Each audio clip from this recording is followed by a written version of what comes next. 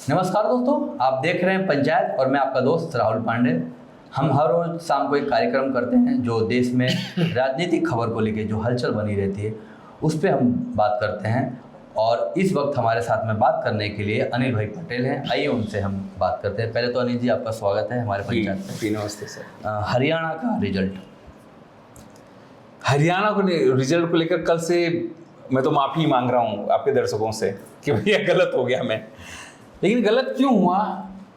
क्योंकि हम वहाँ की रिपोर्टिंग करने नहीं गए थे। जो हमारे मित्रों से जो सुना, कांग्रेस के लोगों से जो बात किया, इवन बीजेपी के लोगों से जो बात किया, तो ठीक है सर, सुनिए अभी पूरी बात नहीं, अरे सुनिए तो, पूरी बात नहीं हुई। बात किया वो 1 महीने से हम बात कर रहे थे ये राहुल, हाँ कि भैया आंधी है, तूफान है, ये सब है, कांग्रेस का आंधी तूफान है। लेकिन जब एग्जिट पोल आ गए तब मुझे लगा कि शायद हो सकता है कुछ बात में दम हो। लेकिन मन में मुझे डर ये भी था सर। एक दिन आपके यहाँ आपने मुझे एक दिन पहले बुलाया था, तभी हमने रिकॉर्ड किया, तब मैंने कहा था अभी भी गड़बड़ जाला हो सकता है, क्योंकि मोदी और शाह की एक सबसे बड़ी खूबी है कि वो अंत तक लड़ाई छोड़ते नहीं, जब तक कि हार न जाए। ठीक है ना, अंत तक वो प्रयत्न करते हैं। मुझे लग रहा है जो उनका अंत तक प्रयत्न था वो कहीं न कहीं कांग्रेस को ओवर कॉन्फिडेंस में वो उनको भारी पड़ा और वो लोग जीते। मजे की बात ये नहीं है, मजे की बात ये है कि 2022 में जब गुजरात में चुनाव हुआ दिसंबर में, तो कई सारे फरियाद, आपको बताऊं, कई सारी फरियाद ऐसी आई जो अभी वहाँ आ रही हैं। कैलाशदान गढ़वी आम आदमी पार्टी के उम्मीदवार उस समय हुआ करते थे, उन्होंने फ़ोन किया, तब मैं पंचायत के लिए स्टोरी किया कि यार एक गड़बड़ी है। नहीं भाई, मैंने बोला क्या? पहले गड़बड़ी ये है कि जो हमारा ईवीएम है ना, वो चार्ज उसका बढ़ गया था। तो मुझे विश्वास नहीं हुआ उस समय। मुझे कहा था ठीक है यार, मित्र हैं, अब बोल रहे हैं तो कर लें। उस वीडियो को उस समय सर लगभग 1.5 लाख लोगों ने देखा था। तो मुझे पता चला कि वाकई में वो बात सही होगी, तभी लोगों ने उसको देखा होगा। अब जब दूसरी बार ये कंप्लेन आ रही है, वहीं से वही चीज़ की कंप्लेन, देखो सोनीपत, रेवाड़ी और बहुत जगह से, कि जिन ईवीएम में 70-75% मतलब बैटरी थी, उसमें तो कांग्रेस के पक्ष में है, लेकिन जो 98-95%, 99% थी, उसमें कांग्रेस के पक्ष में कोई रिपोर्ट आया नहीं, या लगभग 70% उनको वोट उसमें मिला। तो तब आपको लगेगा माथा ठनकेगा कि साला वहां पर भी वही हो रहा है जो यहां पर हुआ था। तो क्या तब कोई ध्यान नहीं दिएगा? तब मैं आपको बताऊं, गोपाल इटालिया यहाँ पर तब प्रदेश अध्यक्ष हुआ करते थे, और उन्होंने स्पष्ट तौर पे ये कहा था कि मैंने पूरी प्रोसेस देखी। उनका वीडियो भी आपको मिल जाएगा मेरी चैनल पे, पुरानी चैनल पे। स्पष्ट तौर पे कहा था कि ईवीएम में कोई घोटाला हो सकता नहीं है, और इसलिए जो कैलाशदान गढ़वी की बात को नकार दिया गया था उस समय कि भाई ऐसा कुछ हो सकता नहीं है। लेकिन जब ये मामला आया, स्वाभाविक है कि सब बीजेपी ने पहले से एक बना दिया था नरेशन कि जैसे ही हारेंगे ये लोग ईवीएम करेंगे। हाँ, वो कांग्रेस आलाप ही रही है ईवीएम का। हाँ कि भैया ईवीएम ये है, ईवीएम वो है। तब सवाल ये आया कि जब ईवीएम यहाँ था तो जम्मू कश्मीर में क्यों? लेकिन आप देखिए जम्मू कश्मीर में कांग्रेस घटी है सर। पिछली बार 10 थी, इस बार 6 हो गई है, 4 माइनस, समझो। तो वो हो सकता है लोकल सेंटीमेंट हो, क्योंकि धारा 370 जो है वो कश्मीर को चाहिए, जम्मू को नहीं। समझे ना आप? वो किसको चाहिए? कश्मीर को। कश्मीर में जो मुस्लिम है वो चाहते थे, आबादी के लोग, जहाँ पे 47 सीटें थी, कि हमको धारा 370 चाहिए, धारा 370 हमको चाहिए। और उमर अब्दुल्ला ने स्पष्ट तौर पर ये बात कही कि भाई हम हमारे ये वो बात जो है उस पर हम कायम हैं, और पीएम को हम लिखेंगे फिर से कि आप ये चीज़ें करिए। बहरहाल उसकी बात नहीं है। लेकिन कई जगहों पर मैं भी आपको बता दूं, जब से इजराइल ने लेबनान में, पहले मैं भी नहीं मानता था, मैंने तो कैलकुलेटर है यार, कैलकुलेटर जैसा है, जितना डालोगे उतना होगा। लेकिन जब से लेबनान में इजराइल ने पेजर में ब्लास्ट कर दिया, सोचो आप, या आप ये कहें कि वॉकी टॉकी में कर दिया, आप ये तब आप तो ये हो गया यार, उसने तो उनको सप्लाई उस तरह का किया था, उसने उनको पूरा पेजर कंपनी, बोगस कंपनी बनाई, बड़ी कंपनी बनाई, और लाभ क्या होगा ये गिनाया नकली सीओ जाके, और लेबनान में हिजबुल्लाह को ये जो पूरी उनकी सेना है उसमें ये सप्लाई किया, लोगों में सप्लाई किया, और ये चीज़ हुई। तो क्या ईवीएम ये चीज़ नहीं हो सकती क्या? यानी आप मान रहे हैं कि हैक की बात देखो अभी मैं स्वीकार नहीं सकता हूँ, जब तक कि जांच ना आ जाए तब तक। लेकिन जांच करेगा कौन? सवाल तो यही घूम फिर के आ जाता है ना। जांच इलेक्शन कमीशन करने देता नहीं है, वो बोलता है भैया आप देख चले जाइए सुप्रीम कोर्ट सुनता ही नहीं है बात। कितनी बार ये चीज कैसे साबित होगा? जब तक कि प्रॉपर तरीके से जांच नहीं होगी।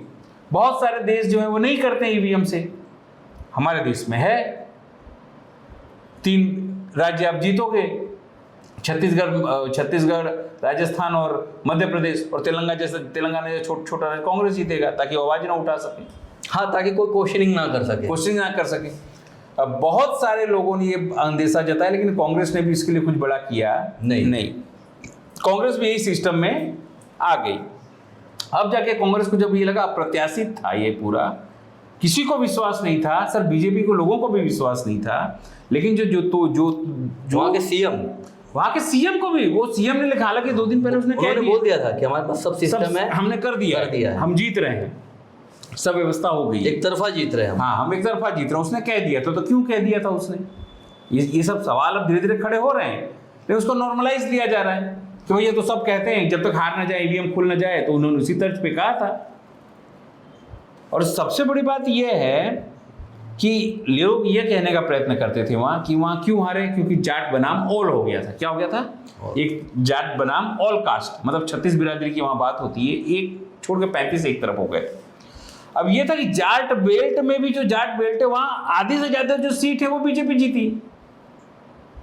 तो कैसे जीती अगर ये तर्क दिया जाता है तो, कि जाट अलग हो गए, तो जाटों ने तो फिर दिया है वोट कांग्रेस, उसका मतलब ये माना जाए। जब दिया है तो फिर बीजेपी को क्यों नहीं मिली? मैं आपको यहाँ रोकना चाहूंगा। इसका मतलब राहुल गांधी को ढूंढना पड़ेगा, ये जयचंद कौन है पार्टी के अंदर? राहुल गांधी को पता है सर, मैं आपको बता दूं नाम गिरा के, अगर राहुल गांधी मेरी बात पे विश्वास करें तो। केसी वेणुगोपाल, वो जयचंद है, एकदम खास है वो तो। हाँ, वो जयचंद है। अपनी गर्लफ्रेंड के लिए उन्होंने वहाँ एक जन को टिकट दे दिया सेटिंग के लिए। बहुत लोगों से मैंने वो बात की सर, वहाँ दीपक बाबरिया, जिनकी छाप गुजरात में अच्छी नहीं थी, वहाँ जाके पता नहीं क्या कर रहे हैं, वो डुबा रहे हैं, वहाँ का प्रभारी बनाया गया, समझो, उनको प्रभारी बना गया था। आपको पता ही है क्या हुआ, वो उनकी छाप अच्छी नहीं है, ऐसा लोग कहते हैं। एक बैजू करके बंदा है जो पहले गनर हुआ करता था एसपीजी में, आज उनका सलाहकार बना हुआ है। किसका? राहुल गांधी का। क्या बोलते हैं, एक अलंकार करके बंदा है, वो कभी रसोईया हुआ करता था, जो नक्की करते हैं कि सीएम कौन होगा, इसको टिकट दिया जाए। ऐसे लोग हैं सर। मनोहरलाल खट्टर जो है, जिन्होंने कहा था कुमारी शैलजा के लिए, तो क्या कुमारी शैलजा नहीं थी जयचंद? 12 दिन बैठे नहीं घर में, और राहुल गांधी कह नहीं पाए कि बहन क्यों घर में बैठी हो, काम पर निकलो, नहीं बोल पाए ना। खुद भूपेंद्र हुड्डा, सुरजेवाला, ये सब है जयचंद।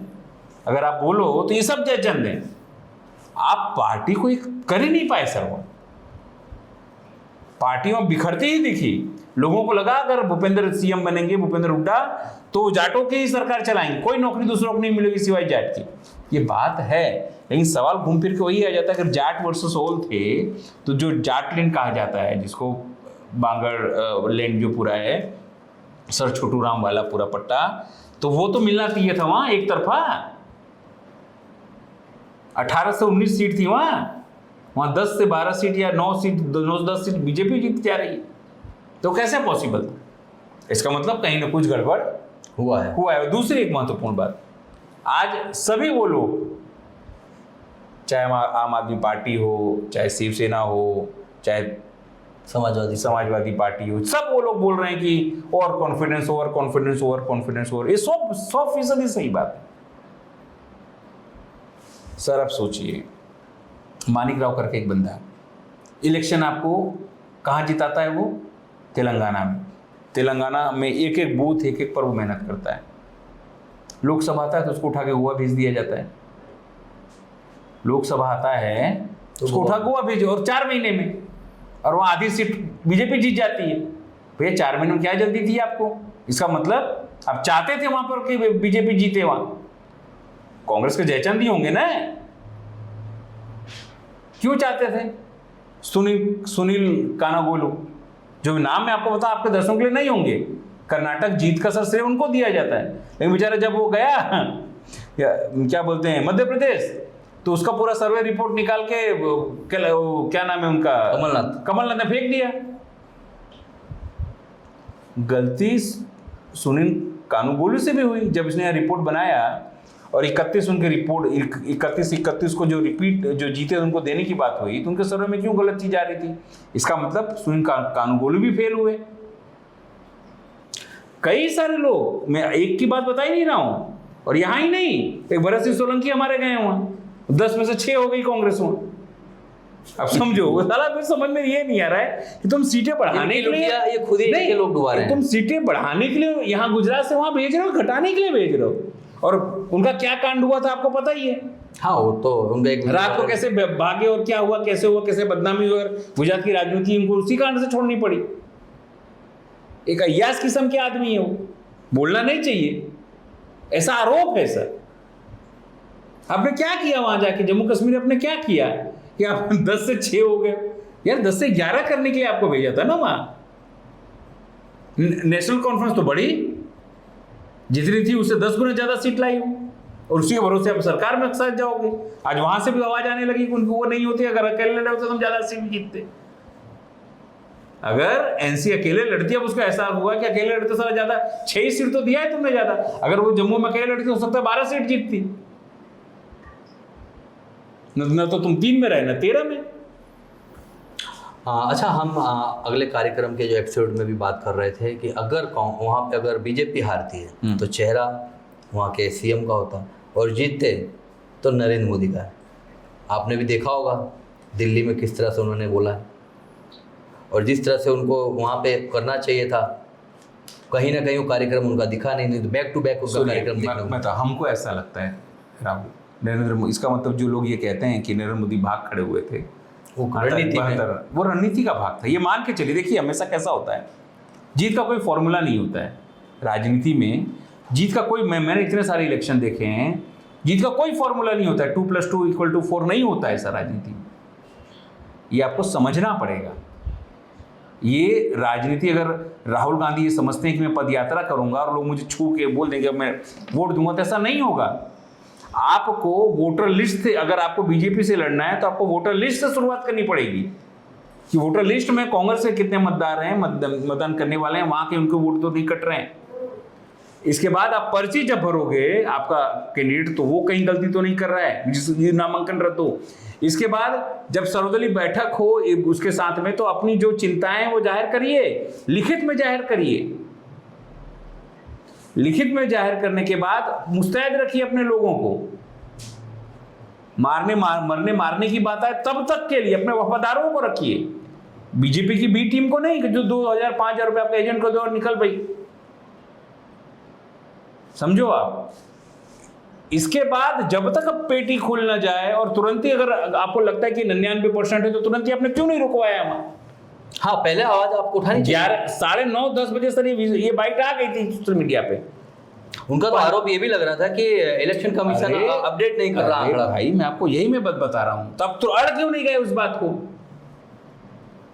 आप अड़ क्यों नहीं गए उस बात पर? वहीं रुकवा दो भाई पूरे, उसमें अभी रुकवा दीजिए। आपको आक्रामकता दिखानी चाहिए, तुरंत ही क्यों नहीं प्रेस कॉन्फ्रेंस कर ली कि हमको विश्वास नहीं है इस पर? क्यों नहीं की आपने? आपने 5 बजे तक रात क्यों देखी? अगर सर ये सब आप चीज नहीं कर पा रहे हो या मैनेज नहीं हो रहा है, तो मेरा करबद्ध प्रार्थना है राहुल गांधी जी से कि अगर अगली बार आप कहें तो बोल दो भैया, अगर ईवीएम से होता है, जब आपको ईवीएम पे ही सब कुछ ठीकरा फोड़ना है, तो बोल दो भैया अगर ईवीएम से होगा तो हमारी पार्टी इसमें पार्टिसिपेट नहीं करेगी, हम बाइकआउट करते हैं। और जो जिनको करना है आप करके देखो 2 ही चीज होगी। अथवा बोलेंगे जैसे शेख हसीना ने किया था, भाई नहीं हो तो ठीक है जेल में जाओ, मैं अपने हिसाब से कर लूंगी।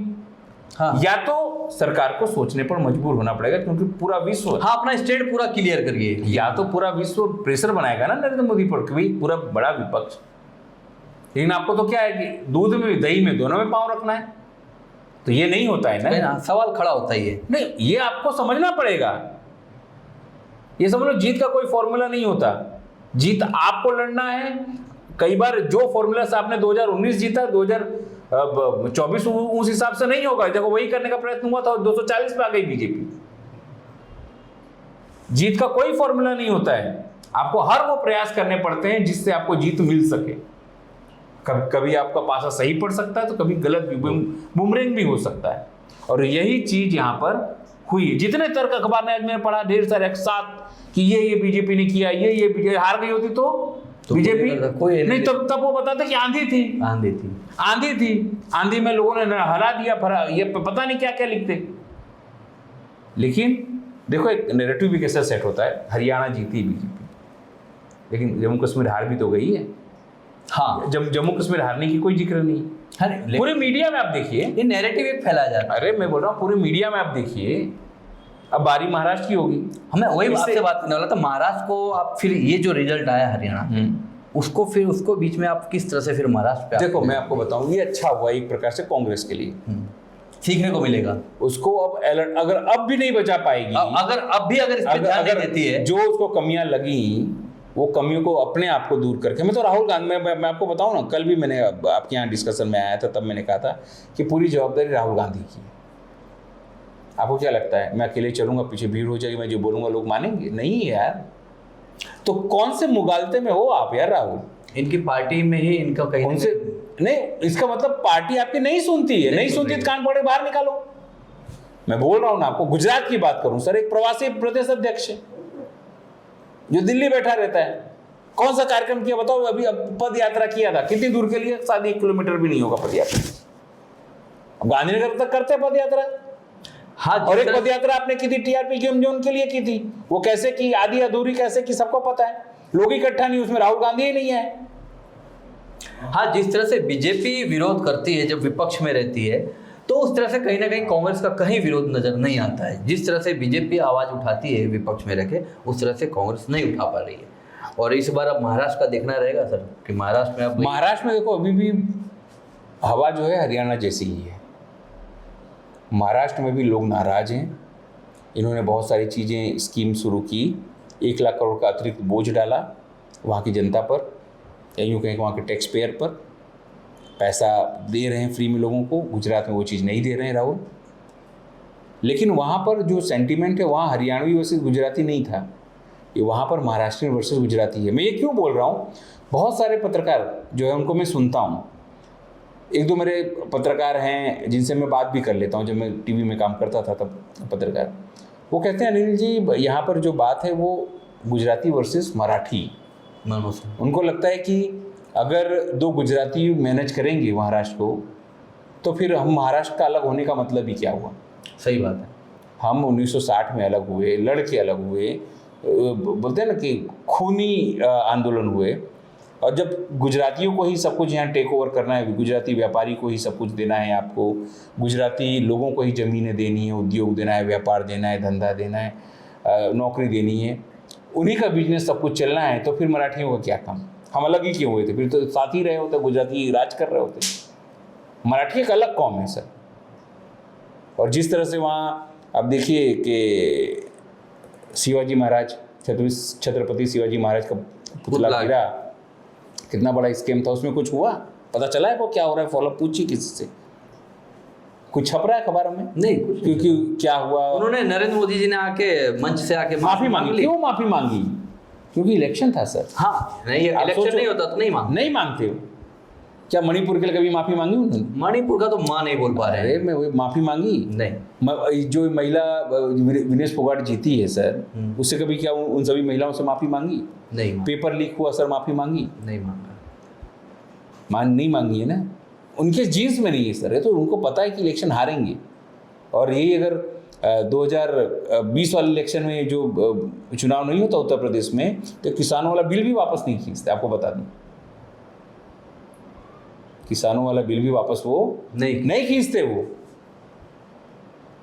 भले और 1000 किसान वहां मर जाते, इनका आंदोलन चलते ही रहता। वो बोलते परजीवी हैं, और उनके जो टूल किट टाइप के जो लोग हैं उनको गद्दार और पता नहीं क्या कहते हैं। लेकिन ये है कि परीक्षा है। अब समझिए डोज जो है वो राहुल गांधी के लिए भी है, कांग्रेस के लिए भी। अब जो काम नरेंद्र मोदी, क्योंकि वहाँ 90 सीटें थी, मैनिपुलेट हो सकती थी, यहाँ 288 सीटें, इसलिए उतना काम नहीं हो पाएगा। लेकिन देखना होगा कि सतर्क रहना पड़ेगा, और सतर्क नहीं रहेंगे तो फिर परिणाम आपके सामने भुगतने के लिए तैयार। राहुल गांधी अकेले क्या करेंगे? पार्टी को जमीन पर देखो, भाजपा जो है वो केडर बेस्ड पार्टी है, और कांग्रेस जो है लीडर बेस्ड पार्टी है। आज से नहीं, जब से बनी तभी, चाचा नेहरू हो, इंदिरा गांधी हो, लाल बहादुर शास्त्री हो, राजीव गांधी हो, राहुल गांधी हो, सोनिया गांधी हो, उनको देख कर लोग वोट देते हैं। जबकि ये लोग सदस्यता अभियान चला के सदस्य बनाते हैं। और हालांकि गुजरात में बड़ी दिक्कत है अभी सदस्यता तो अभियान। देखिए वीडियो वायरल हुआ है, आपस में चर्चा हो रही है। और कल भी सबको जो CR पाटिल अध्यक्ष हैं और जल मंत्रालय वाले मंत्री हैं, उन्होंने कहा कि भी आपको घर घर जाना होगा, 2 करोड़ सदस्य नहीं बन पाए तो हम लोग की सीट खतरे में है, क्योंकि इनको भी यहाँ इलेक्शन से जूझना है, लड़ना है। अगर एक सीट गई है लोकसभा में, विधानसभा में अगर 161 से कम आए इस बार, तो इज्जत किसकी जाएगी? कि रिकॉर्ड बना दिया आपने ये 161 का। हाँ, गुजरात का मॉडल पूरे देश में लागू होता है। धन्यवाद अनिल जी, आपने हमारे तमाम दर्शकों को अच्छी जानकारी दी। तो दर्शकों, हमारा कार्यक्रम आपको ये कैसा लगता है हमें कमेंट बॉक्स में लिखें, सब्सक्राइब करें और अपने आसपास के लोगों को भी सब्सक्राइब करें। नमस्कार।